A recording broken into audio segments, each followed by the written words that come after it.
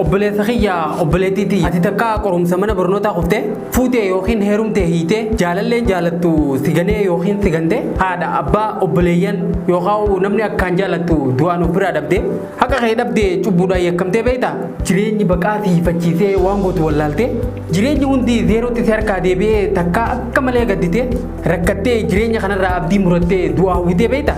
Akkam jirtan kabajamtoota maatiiwwan chaanaalii Birraa Inspire viidiyoo kana hanga dhumatti yoo hordoftan waa hedduu irraa barattan kanneen haarawaa taatan subscribe godhaa viidiyoon kun yoo isinitti tole immoo like fi share godhuu hin dagatinaa. Waan qabnu hunda yoo dhabne namoonni nuti abdanne hundi yoo nu ganan dhukkubsannee yoo rakkanne kiishni keenya qullaa yoo ta'e wanni abdii nu murachiisaa guddaan fedhe yoo nu mudatellee yeroo mara garuu zeeroo irraa jalqabuun ni danda'ama. Umriin teenya yoo deemtellee eenyummaa keenya kan hawwaa turre san yeroo barbaannetti jaaruu ni dandeenya.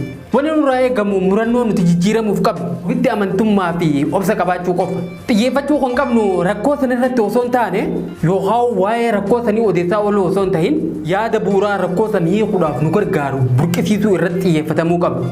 Mariin jireenya kee ittiin jijjiirtu harka keetirra jira beeki.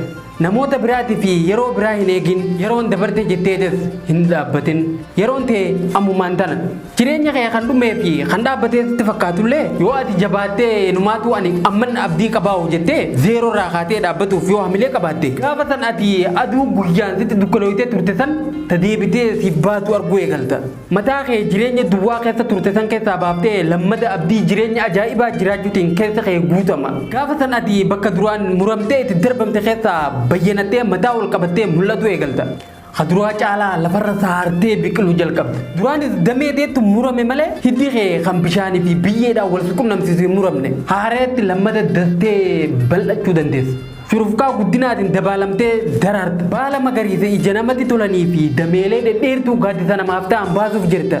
Gaalli yeroo imalu gammoojjii keessa bishaan akka hin jirre ni beeka. Garuu gammoojjitti yeroo oofne fi gammoojjii keessa yeroo imalsiifnu of duuba deebi'ee sodaatee hin didu. Sababni isaa cooma dalluu isaa keessatti nyaata fi bishaan gaatee waan kuufateef gammoojjii seenuun dura nyaata fi bishaan dhugurraa of keessatti kuufate jechuudha. Atis akka gaalatti keessa keetirratti xiyyeeffadhu.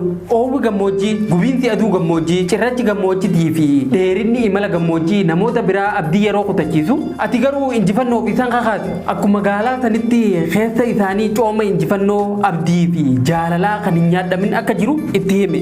Namoota dura bu'iitii beekumsa dandeettii fi obsa qabduun imala isaanii dabaali. Gaafa san eenyummaan isaanii kan muramee darbame kan irraanfatamee fi kan tuffatame akka firii biyyee keessatti roobni irra bu'etti biqiluu jalqaba. Imalli miira hin milkaa'uutiin addaan cites itti fufee xumura argata. Wanni nuti duwwaadhaa fi waan hiikaa hin qabne jenneen hundi kallattii kaayyoo teenyaa gaafa sirreessine haareetti duwwaa takka lama sadii jee lakkaa'uu jalqaba. Atummaan kunuu humna duwwarraa kaasee sadarkaa guddaarraan si ga'uu danda'uu qabda. Wanni guddaan ati sirriitti hubachuu qabdu zeeroon lakkoofsa jalqabaati malee lakkoofsa dhumaatii miti. Wanni ati qabdu hundi zeeroo sitti fakkaate gammaduu qabdu obboleessoo.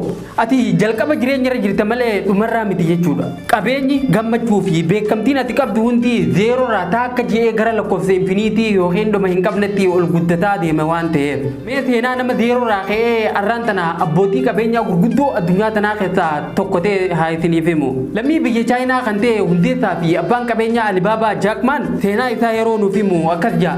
Mana barumsa sadarkaa tokkoffaa gaafan baradhu qormaata barbaachisaa lama qorameetiin lameenuu kufe.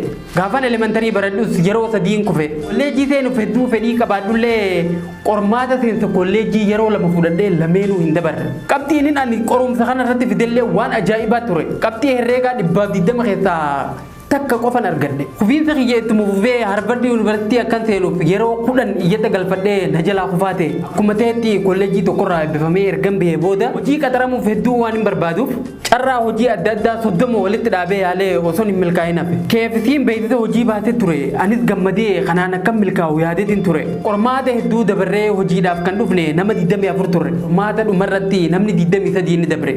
Tokkichi isaan keessaa kufe sun ana ture.